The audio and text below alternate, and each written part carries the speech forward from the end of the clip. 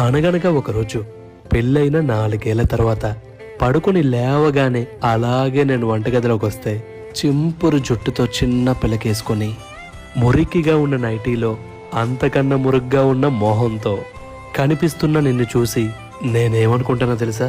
ఏంటి దీనికోసమా నేను ఆ రోజు అన్ని కవితలు రాసింది? ప్రపంచంలో నీకన్నా అందం ఇంకా వేరే ఏదీ లేదు అని పొగిడింది. అలా అని ఒకానొక ఆ రోజు నేనేదో షారుఖ్ ఖాన్లా ఉండను, చేపల మార్కెట్లో చెత్త ఏరుకునేలాగే ఉంటాను.